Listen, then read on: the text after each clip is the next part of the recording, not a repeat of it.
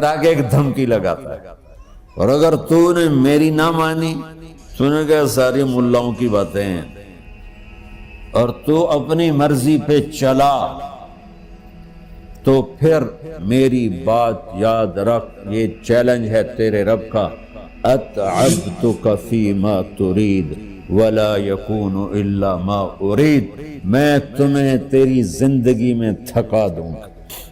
کہ جنہوں نے اتنے گناہ کیے ہیں کہ ان کا جسم گناہوں میں ڈوب گیا ہے، وہ نظر ہی نہیں آتا، صرف اوپر گناہ ہی گناہ نظر آ رہا ہے، نافرمانیاں نظر آ رہی ہیں، ان کا اپنا وجود اس میں نظر ہی نہیں آ رہا۔ اللہ کہہ رہا ہے یا عبادی، اور تسی بھی میرے ہی ہو، آ جاؤ آ جاؤ۔ بتاؤ ایسے مہربان رب سے بغاوت کرنا ہے کوئی غیرت کی بات؟ چند روزہ زندگی کے پیچھے، چند ٹکوں کے پیچھے، چند پیسوں کے پیچھے، بھائیو اللہ ایک ذہن بناتا ہے کہ تم جہاں بھی ہو اللہ کی طاقت کے نیچے ہو، اللہ کے سائے کے نیچے ہو، اللہ کی قدرت سے باہر نہیں ہو۔ قل ارأيتم ان جعل الله عليكم الليل سرمدا الى يوم القيامة من اله غير الله ياتيكم بضياء افلا تسمعون، مجھے بتاؤ اگر میں رات کو کھڑا کر دوں، اللہ اکبر، اور سورج کو نکلنے نہ دوں، تو کوئی ہے جو رات ختم کر سکے؟ کوئی ہے جو سورج کو لا سکے؟ تو تمہاری زمین کا ٹیمپریچر اتنا مائنس میں جائے گا کہ تم سارے ہی برف بن جاؤ گے۔ پھر اللہ کہتا قل ارأیتم ان جعل اللہ علیکم النہار سرمدا الى یوم القیامہ من الہ غیر اللہ یاتیکم بلیل تسکنون فیہ افلا تبصرون، مجھے بتاؤ اگر میں دن کو کھڑا کر دوں، آسمان کے وسط میں سینٹر میں سورج کو کھڑا کر دوں، اسے ڈوبنے نہ دوں، کوئی ہے تیرے رب کے سوا جو اس کو لے جائے اور جا کے وہاں غروب کر دے؟ اس طرح اللہ ذہن سازی کرتا ہے۔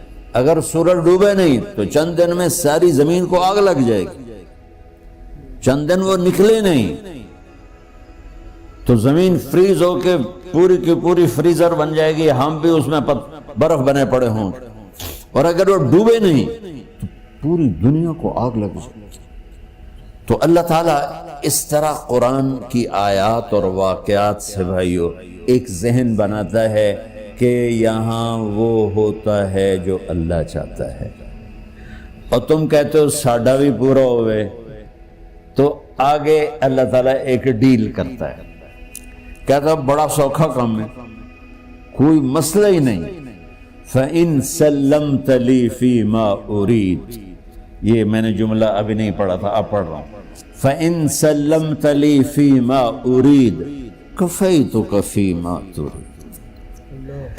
میرے بندے، تم گلاسگو میں، ڈنڈی میں، ایڈمبرا میں، مدرول میں رہتے ہو، یا مدینے میں، یا مکے میں، یا جدے میں، تم یہاں اس چند روزہ زندگی میں وہ کر دو جو میں چاہتا ہوں،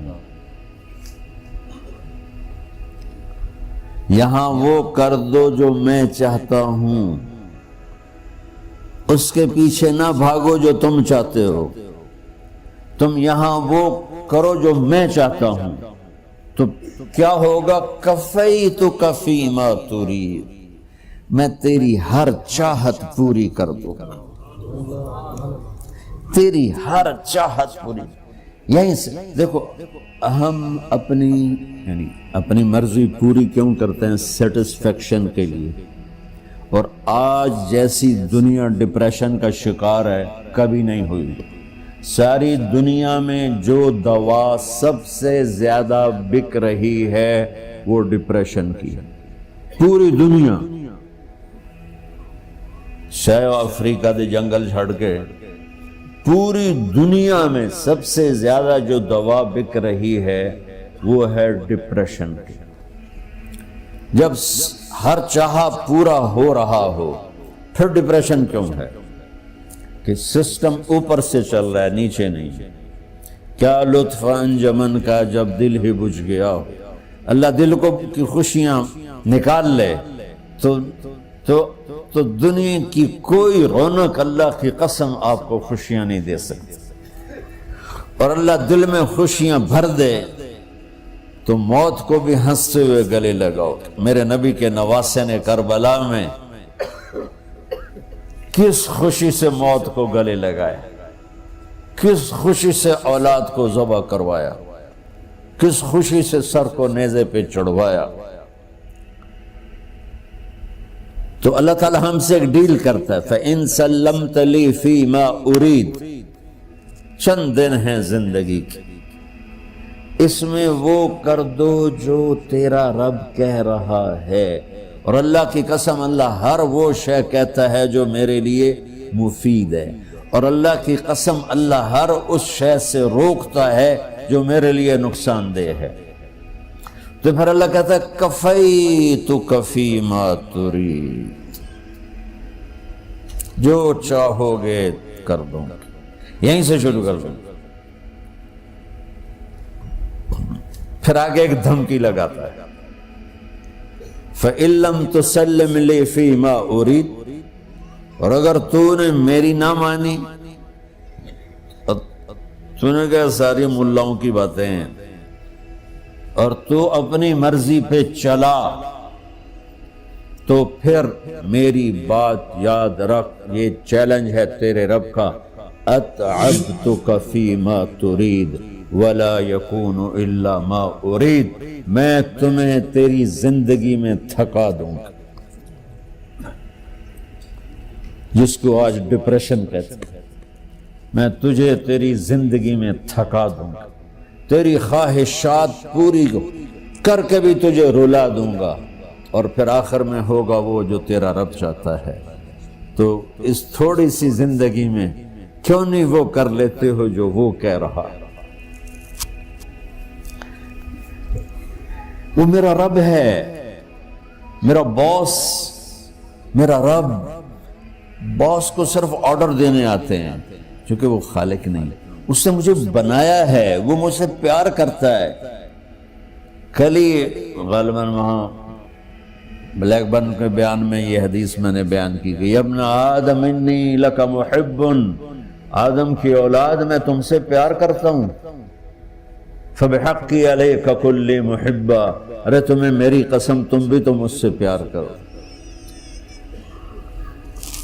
ہم کسی سے ناراض ہو جائیں، بیٹے سے، بیٹی سے، بیوی سے، بھائی سے، نوکر سے ناراض ہو.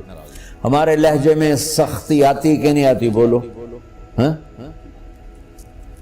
ایک ہی بیٹا ہو لیکن وہ آپ کی مرضی منشا کے خلاف اوور چلا جائے تو آپ ہی کا لہجہ اس کے لیے شدید ہو جائے.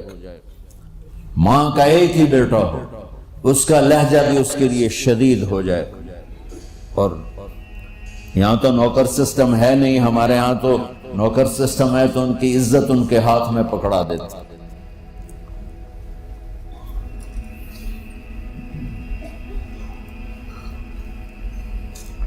اللہ ہمارے ساتھ کیسے بات کرتا ہے؟ کس سے؟ نافرمانوں سے.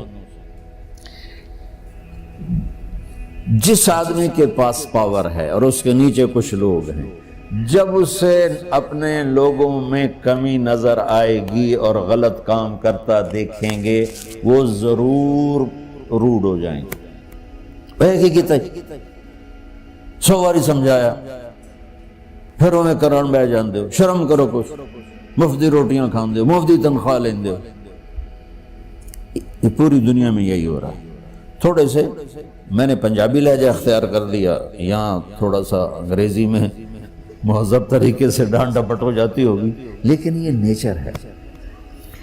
میں قربان جاؤں، یہ سارا قرآن بھرا پڑا ہے. صرف ایک آیت آپ کو بتاتا ہوں. کیا اس کے بعد حق بنتا ہے کہ ہم اس کی نافرمانی؟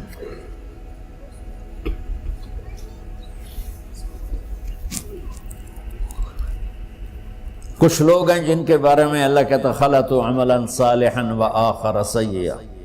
میرے کچھ بندے ایسے ہیں کبھی نیکی بھی کر لیتے ہیں، کبھی گناہ بھی کر لیتے ہیں. یہ اللہ تعالیٰ قرآن میں خود بتا رہا ہے کہ میرے کچھ بندے ایسے ہیں، کبھی بڑے نمازی بن جاتے ہیں، کبھی مسجد کا راستہ ہی بھول جاتا.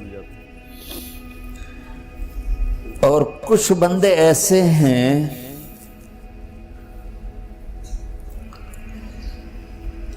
جنہوں نے جب سے آنکھ کھولی ہے اس دن سے لے کر آج تک ایک کام اللہ کو راضی کرنے والا نہیں کیا. ایسوں سے بھی دنیا بھری پڑی. اور ایک بہت بڑا دنیا کا طبقہ ہے جو اللہ کو جانتا ہی نہیں ہے، جانتا ہے تو غلط طریقے سے جانتا ہے. اور ایک بہت بڑا طبقہ ہے جو اللہ کو مانتا ہی نہیں کہ ہے ہی کوئی نہیں. ایتھیسٹ ہوں میں ایتھیسٹ ہوں. تو میرے بھائیوں، میں اللہ کی قسم کھا کے کہہ رہا ہوں کہ کس محبت سے اللہ نے ان لوگوں کو پکارا ہے، کاش میں آپ کو اس کی وضاحت کر سکوں. یا عبادی الذین اسرفوا علی انفسہم.